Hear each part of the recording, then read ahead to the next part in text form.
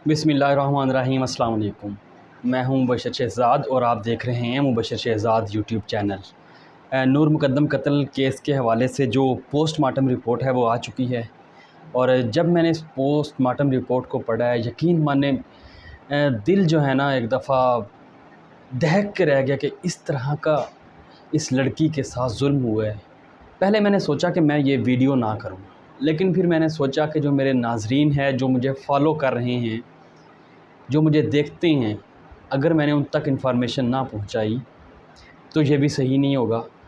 तो इस चीज़ को मद्देनज़र रखते हुए तो मैंने सोचा कि आपके साथ जो पोस्टमार्टम रिपोर्ट है वो मैं आपके साथ शेयर करता हूँ।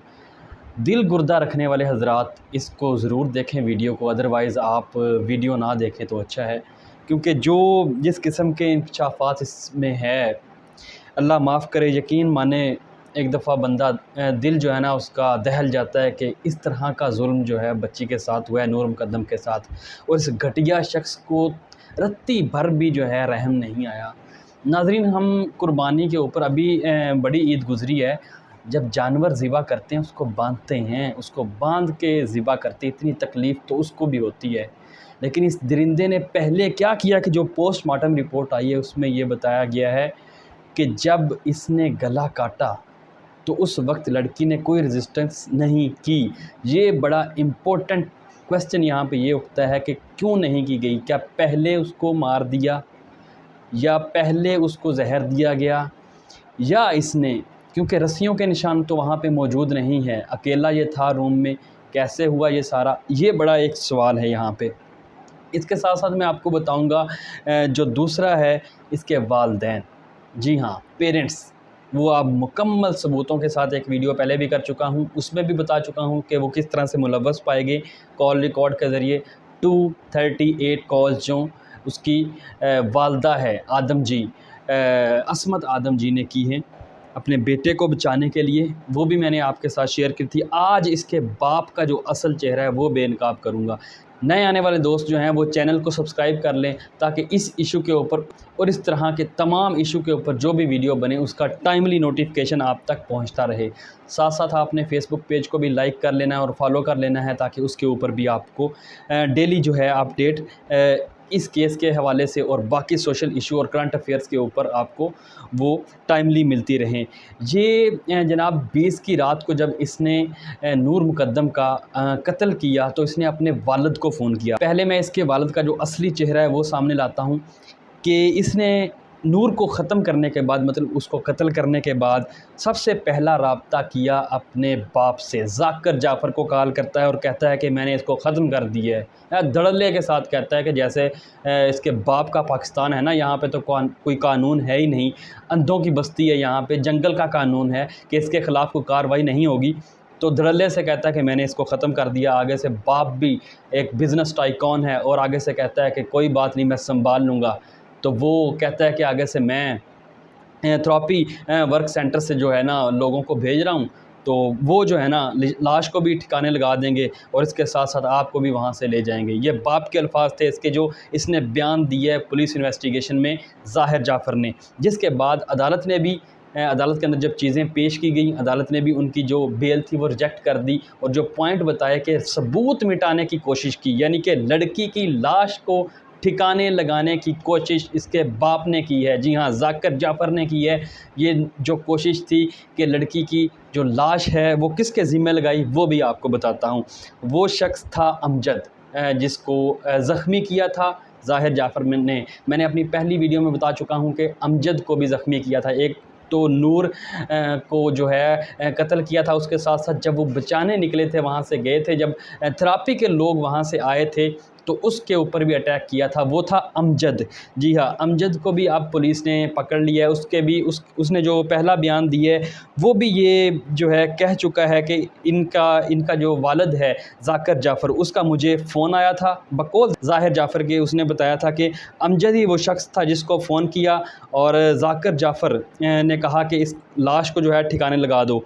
तो ये एक बयान आया है। अभी एक और बयान भी आपके सामने आएगा कि किस तरह से वहाँ पे गए और हमने लाश ठिकाने लगाने की कोशिश की, लेकिन पुलिस को पता चल गया तो पुलिस वहाँ पे पहुँचती है। ये यहाँ से साबित एक चीज़ होती है कि इनके जो पेरेंट्स थे, माँ की कॉल्स पकड़ी गई हैं, दूसरी तरफ बाप का जो है वो किरदार इसमें ये था कि लड़की की लाश को ही गायब कर दिया जाए, वहाँ से गायब कर दिया जाए। और ये कहते हैं कि हमारी हमदर्दियाँ किसके साथ हैं? नूर मुकद्दम के साथ। शर्म आनी चाहिए इनके पेरेंट्स को भी कि किस तरह से इन्होंने अपने बेटे को बचाने के लिए, नालायक बेटे को, निकम्मे बेटे को बचाने के लिए, इस भेड़िए को बचाने के लिए, जिसे इंसान कहना भी इंसानियत की तौहीन है, उसको बचाने के लिए इन्होंने किस तरह से उसका साथ दिया। अब ये चीज़ें सामने आ रही हैं। अब मैं ज़रा आ जाता हूँ जो पोस्टमार्टम रिपोर्ट आई है डॉक्टर उस्मान की जानिब से पेश की गई है।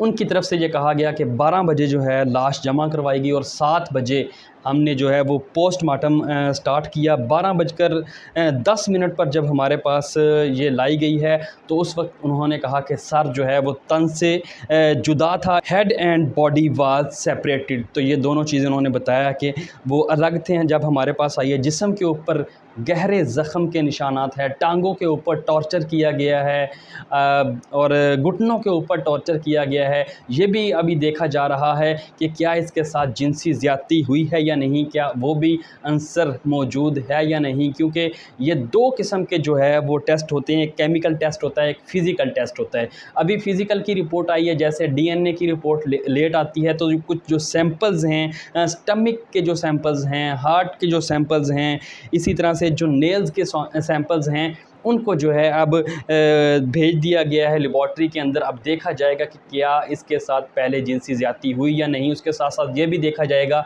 कि जो इस लड़की को जहर दिया गया है या फिर कैसे बेहोशी करने वाली कोई चीज़ दी गई है, किस तरह से, क्योंकि जो रिपोर्ट आई है अभी फ़िज़िकल रिपोर्ट आई है, उसमें बताया गया है कि जब सर को तन से जुदा किया गया है तो लड़की ने कोई फ़िज़िकल रेजिस्टेंस क्रिएट नहीं की वहाँ पे। जी हाँ, हालांकि कोई इंसान को थोड़ी सी भी तकलीफ़ होती है तो वो फ़िज़िकल जो रेजिस्टेंस है वो क्रिएट करता है। जानवर इतनी ज़्यादा मैंने आपको बताया कि करता है, उसको पकड़ना पड़ता है, उसको बांधना पड़ता है, तो ये तो फिर भी एक इंसान है। तो इसके साथ साथ आगे जो है वो केमिकल रिपोर्ट कुछ दिनों तक आएगी, वो भी आपके साथ शेयर करेंगे।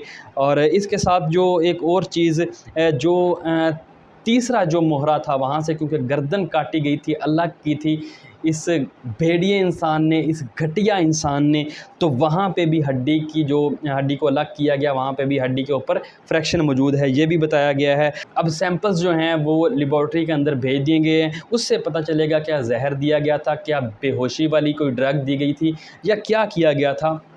उसके बाद फिर सारी चीज़ें सामने आएगी। और इसके साथ साथ मैं आपको एक चीज़ और बता दूं कि कुछ लोग ज़ाहिर जाफ़र की फ़ेवर में भी बात कर रहे हैं। उन लोगों को डूब मरना चाहिए जो इस वक्त इंसानियत की तज़लील जिस शख्स ने की है, इंसानियत की तौहीन जिस शख्स ने की है, उसका साथ दे रहे हैं प्रेस कॉन्फ्रेंस के ज़रिए, और भी जो उनके इलीगल नोटिसेस एंकर्स को भेजे जा रहे हैं। किस मुंह से आप जो है एंकर्स को नोटिस भेज रहे हैं? आपको तो डूब जाना चाहिए। इनकी जो फैमिली है इनको, और जो उनके साथ लोग थे उनको लोग इतना लान तान कर रहे हैं कि आपका इनके साथ रिलेशन था, तो आप तो मुंह दिखाने के काबिल नहीं है। तो नाज़रीन, आपकी राय इसके बारे में क्या है? कमेंट सेक्शन में आपने ज़रूर बताना है।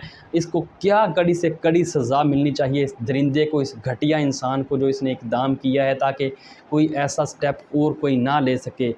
तो ये वो सारी इन्फॉर्मेशन थी जो मैंने आपके साथ शेयर की है। जैसे ही कोई नई अपडेट आएगी वो भी आपके साथ शेयर करेंगे।